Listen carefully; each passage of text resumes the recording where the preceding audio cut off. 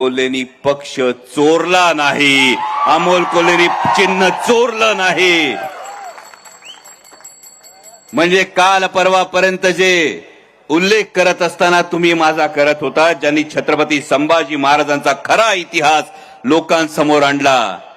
आणि कदाचित एजन्सीच्या प्रभावामुळे तुम्हाला विसर पडला असेल की जेव्हा आपण महाराष्ट्राच्या विधानसभेमध्ये छत्रपती संभाजी महाराजांना स्वराज्य रक्षकच म्हटला होतात, तेव्हा ज्यांच्या मांडीला मांडी लावून आपण आज सत्तेत बसला आहात, हे भारतीय जनता पक्षावाल्यांनी आपल्या विरोधात आपल्या प्रतिमेला जोडे मारो आंदोलन सुरू केलं होतं. हे जोडे मारो आंदोलन सुरू केलेलं असताना छातीचा कोट करून तुमची बाजू मांडणारा हा अमोल कोल्हे होता. पण आता तोच अमोल कोल्हे तुमच्यासाठी कलाकार राहिला नाही, तो नकलाकार झालाय. माझ्यासाठी हे महत्वाचं नाही. अमोल कोल्हेला कलाकार म्हणण्याच्या ऐवजी तुम्ही नकलाकार म्हणता, हे अमोल कोल्हेसाठी महत्वाचं नाही. अमोल कोल्हेसाठी हे महत्वाचं आहे की भले त्याला नकलाकार म्हणू देत, पण त्याला कोणी गद्दार म्हणत नाहीत, हे महत्वाचं आहे. आणि म्हणून आज आवर्जून आलोय, कारण ही निवडणूक मात्र अमोल कोल्हेवर कोण काय बोलायची नाहीच आहे. ही निवडणूक महाराष्ट्र धर्म टिकवण्याची, ही निवडणूक महाराष्ट्राच्या स्वाभिमानाची, ही निवडणूक महाराष्ट्राच्या अस्मितेची आहे. परवा गेलो होतो चिपळूण संगमेश्वरला. या संगमेश्वरात गेल्यानंतर महाराष्ट्राची 350 वर्ष काळजाची जखम ही भळभळायला सुरुवात होती. त्याच संगमेश्वरच्या वाड्यात 300-350 वर्षापूर्वी छत्रपती संभाजी महाराजांना कैद करण्यात आलं. अरे ज्या राजानं हातात समशेर घेतली तर लखलखती पृथ्वी निर्माण करायचा, ते छत्रपती संभाजी महाराज कैद झाले. का झाले? गद्दारीमुळे झाले. आणि छत्रपती संभाजी महाराज गद्दारीमुळे कैद झाले, याची किंमत महाराष्ट्राला चुकवावी लागली. आणि म्हणून पुन्हा जेव्हा महाराष्ट्राच्या मातीत गद्दारीचं पीक फोफावायला लागलं असेल, तर ते जागेवर छाटणं हे तुमचं माझं प्रत्येकाचं कर्तव्य, हे सांगायला इथं आलोय. एक भूमिका काय मांडली जाते की भूमिका का घेतली, तर विकासासाठी घेतली.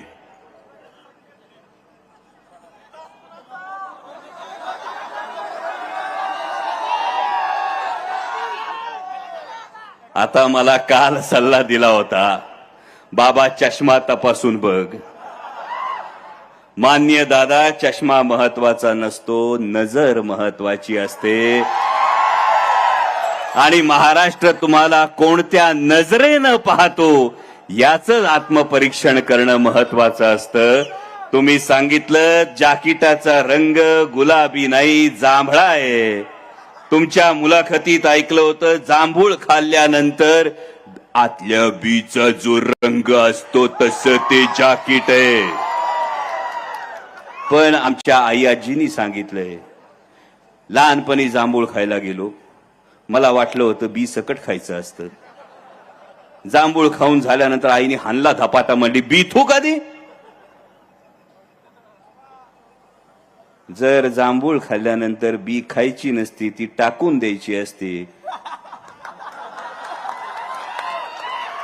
तर त्या बीचा जो रंग असतो तो तरी कशाला आपलासा म्हणायचा, हे सगळ्यात महत्वाचं आहे.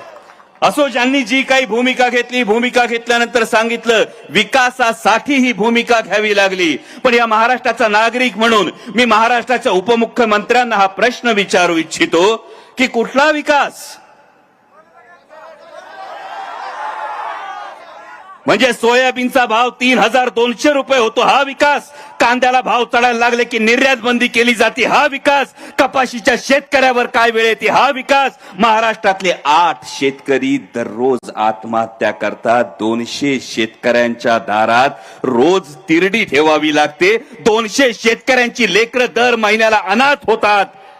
याला विकास म्हणायचं का? वेदांता फॉक्सकॉन गेला, टाटा एअरबस गेला, बस ड्रग पार्क गेला, मराठी तरुणांच्या भाग्यातला रोजगार गेला. हातातोंडचा रोजगार गेल्यानंतर त्या उदास झालेल्या तरुणाईच्या चेहऱ्याकडे बघून आम्ही विकास समजायचं? का 2 महिन्यामध्ये 2000 माता भगिनी बेपत्ता होतात? जर महिन्याला 1000 माता भगिनी बेपत्ता होतात तर दादा याला विकास समजायचं का, की फक्त मलिदा गँगचं भलं करण्याला विकास मानायचं? हा महत्वाचा प्रश्न. अजून फार काळ खर तर आणि अजून जुन्नरची सभा लय बोलायला बाकी आहे. तुम्हाला वेगळं सांगायची काही गरज नाही. अख्ख्या महाराष्ट्राचं नाही अख्ख्या देशाचं लक्ष लागून राहिलंय. जिथं भल्या भल्यांची मती थांबती तिथून बारामती सुरू होती. म्हणजे परवा माननीय पंतप्रधान बोलून गेले. माननीय पंतप्रधान काय म्हणाले? मित्रों, महाराष्ट्र में हरियाणा होने वाला है. हरियाणात काय झालं माहिती का? तिथले उपमुख्यमंत्री होते दुष्यंत चौताला, ते पडले. आता पंतप्रधान जर हे सांगत असतील तर काय लक्षात घ्यायचं आणि काय बोल घ्यायचा तो घ्या. पण महाराष्ट्रात फिरल्यानंतर तुम्हाला सांगतो, महाराष्ट्राचं ठरलंय, महाविकास आघाडीचं सरकार येतंय. आणि म्हणूनच माननीय दुसरे अर्धे उपमुख्यमंत्री देवेंद्रजी फडणवीस यांनी सांगून टाकलं, मी मुख्यमंत्री पदाच्या रेसमध्ये नाही. अरे बाबा, सरकारच येत नाही तर मुख्यमंत्री पदाच्या रेसमध्ये तुम्ही असाल कसे? आणि भारताचे माननीय पंतप्रधान आणि आदरणीय केंद्रीय गृहमंत्री लय हुशार का नाही? म्हणजे 6 दिवस आधीच पंतप्रधान महाराष्ट्राच्या प्रचारातून निघून गेले. गृहमंत्री काल नागपुरातून डायरेक्ट दिल्लीला गेले. का तर आता हे कळून चुकलंय, महायुतीचं सरकार काही येणार नाही. पण भावांनो, एवढंच सांगतो, लोकसभेला तुम्ही लय मोठा चमत्कार घडवलात.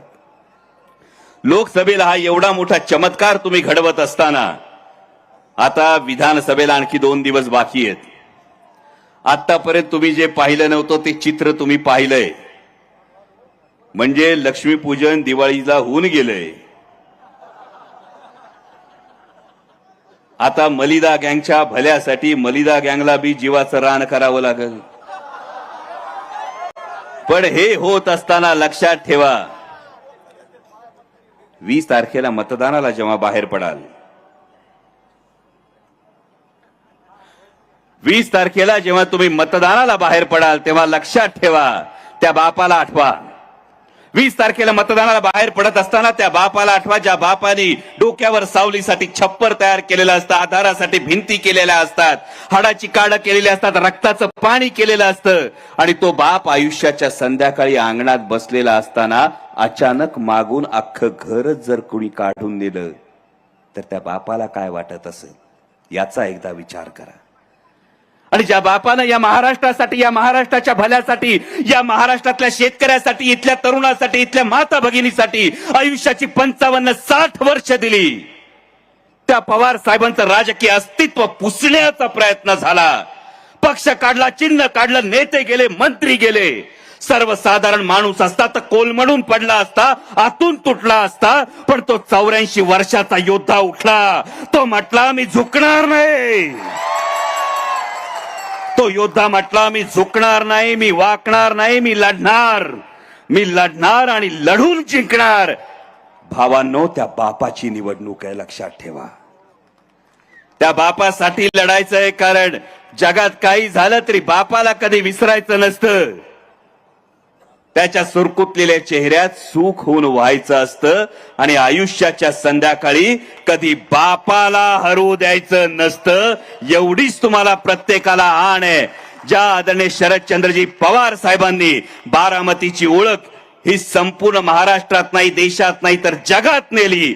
आज जर त्या पवार साहेबांना आव्हान दिलं असेल तर त्याला उत्तर तुम्हाला सगळ्यांना मतदानातून द्यायचंय, 20 तारखेला द्यायचंय.